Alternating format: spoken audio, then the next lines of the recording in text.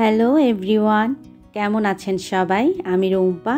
আমার আরও একটি নতুন ভিডিওতে আপনাদের সবাইকে স্বাগত জানাই। তো আমাদের মেয়েদের প্রতিদিনের কাজ রান্নাবান্না। তো রান্নাবান্না ছাড়াও দিনের বেশিরভাগ সময় কিন্তু রান্নাঘরেই কাটে। তো আমি এখন কিছু রসুন খোসা ছাড়িয়ে নিচ্ছি। আর এভাবে রসুনের খোসা ছাড়াতে আমার তেমন একটা ভালো লাগে না। যখন মন মেজাজ খারাপ থাকে বা কাউকে পেটাতে ইচ্ছা করে তখন এভাবে রসুনের খোসাটা ছাড়িয়ে নিই। সামনাসামনি তো আর পেটাতে পারবো না, তো মনের ইচ্ছাটা পূরণ করে নেওয়ার মতোই হলো আর কি। যাই হোক, মজা করলাম আপনাদের সাথে এতক্ষণ। আসলে আজকে আমার চটজলদি কিছুটা রসুন দরকার, তাও আবার আস্ত রসুন। তো এভাবেই তাড়াহুড়ো করে একটু রসুনের খোসাটা আমি ছাড়িয়ে নিয়েছি। তো আপনারা নিশ্চয়ই খেয়াল করেছেন আমি কিছু কাঁচামরিচ সেদ্ধ করে নিয়েছি। তো এখন একটু ঠান্ডা হতে দিয়েছি। মরিচগুলো আমি ব্লেন্ড করব। তো মরিচগুলো ঠান্ডা হতে হতে আমি কিছু পেঁয়াজ, টমেটো যা যা আমার এই তরকারিতে লাগবে সেগুলো এখন আমি রেডি করে নিচ্ছি। আর হ্যাঁ, যারা এখন আমার ভিডিওটি দেখা শুরু করেছেন আশা করছি একটি লাইক দিয়ে আমার ভিডিওটি কন্টিনিউ করবেন। আপনার একটি লাইক আমার ভিডিওটি আরও অনেকের মাঝে পৌঁছে দিতে সাহায্য করবে। আর নতুন কেউ যদি আজ আমার চ্যানেলটি ভিজিট করে থাকেন, আমার ভিডিওটি যদি আপনাদের ভালো লাগে তাহলে আমার চ্যানেলটি সাবস্ক্রাইব করে আমার পাশে থাকতে পারেন। তো আমি এখানে রান্নার জন্য সব কিছু রেডি করে নিয়েছি। আর ওই যে কাঁচামরিচ আমি সিদ্ধ করেছিলাম, তো এটা এখন আমি ব্লেন্ড করে নিয়েছি। তো এটা হচ্ছে আমাদের চট্টগ্রামের ঐতিহ্যবাহী খাবার মরিচ কোলা আজকে রান্না করব।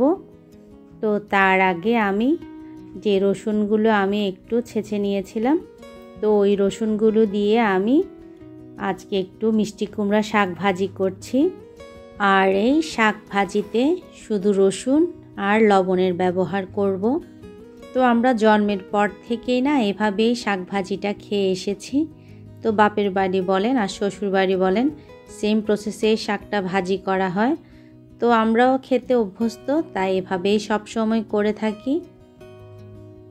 তো শাকটা বসিয়ে দিয়ে আমি এখন এই যে মরিচ খোলা রান্না করব, তো সেটা এখন বসিয়ে দিচ্ছি। তো বেশি পরিমাণে পেঁয়াজ আমি তেলে ভেজে নিয়েছি আর মরিচ খোলাটা আমি সরিষা তেল দিয়ে রান্না করছি। এবার আমি কাঁচা মরিচ যে ব্লেন্ড করে রেখেছিলাম তো ওটা এখন দিয়ে দিয়েছি। তো ওটার সাথে একটু লবণ দিয়ে ভালোভাবে একটু কষিয়ে নিয়েছি। তারপর এতে এক এক করে সব মশলা দিয়ে দেব। প্রথমে হলুদ, জিরার গুঁড়া আর ধনিয়ার গুঁড়া। তো এটা দিয়েই ভালোভাবে একটু কষিয়ে নিব। তো এই মশলাটা একটু কষানোর পর এতে দিয়ে দিলাম ভিজিয়ে রাখা শুকনো শিমের বিচি। তো শিমের বিচিটা অনেকক্ষণ ভিজিয়ে রাখতে হয়, না হয় একটু শক্ত শক্ত হয় যেহেতু মাছটা নরম। তো শিমের বিচি দিয়ে কিছুক্ষণ কষিয়ে আমি ঢাকা দিয়ে সেদ্ধ হতে বসিয়ে দিলাম। এদিকে আমার শাকটাও ভাজি হয়ে গিয়েছে। শিমের বিচিটা সেদ্ধ হওয়ার পর আমি মলা মাছগুলো এতে দিয়ে দিচ্ছি আর বেশ পরিমাণে টমেটো। তো টমেটোটা মাছের সাথে দিলে মাছটা ভাঙার কোনো ভয় থাকে না। এখন আমি একটু হালকা নেড়ে চেড়ে ঢাকা দিয়ে রান্না হতে বসিয়ে দিলাম। আর এই রান্নার ফাঁকে ফাঁকে কিছু কাঁচামরিচ আমি ডাঁটা ছাড়িয়ে ভালোভাবে ধুয়ে তো এখন বক্সে করে রেখে দিচ্ছি শুকানোর পরে। সাথে কিছু পেঁয়াজও কেটে বক্স করে রাখছি। তো এগুলো গুছিয়ে রাখলে রান্নার সময় তেমন একটা ঝামেলা হয় না আর সময়ও অনেক বেঁচে যায়। তো আমার মাছটা প্রায় রান্না হয়ে গিয়েছে একটু ধনেপাতা দিয়ে। তো লো আঁচে রেখেছিলাম 2 মিনিটের মতো, তারপর নামিয়ে নিলাম। তো আজকে করেছি শাক ভাজি, মলা মাছের তরকারি আর আলু ভর্তা করে নিয়েছি কাজের ফাঁকে। তো এই মলা মাছের মরিচ খোলাটা খুবই মজা হয় খেতে, আপনারাও চাইলে ট্রাই করতে পারেন। তো আমাদের চট্টগ্রামে এভাবে খাওয়া হয় মলা মাছের তরকারিটা বা মরিচ খোলা, যাই বলি না কেন। তো আমাদের আঞ্চলিক ভাষায় তো মরিচ খোলা বলা হয়। আপনাদের ওখানে কোন জেলায় কি নামে ডাকে চাইলে আমাকে জানাতে পারেন। তো আর করেছি একটু ব্রকলির বড়া। তো এটা আমি মুসুরির ডাল আর বুটের ডাল দুটো দিয়ে ব্রকলিটা হাফ বয়েল করে তারপর বানাচ্ছি বড়াটা। তো খুবই কম তেলে আর অবশ্যই কিন্তু সরিষার তেলে রান্না করছি।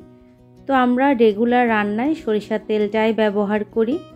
তো আমার আজকের ভিডিওটি এ পর্যন্ত। সবাই ভালো থাকবেন পরিবার নিয়ে।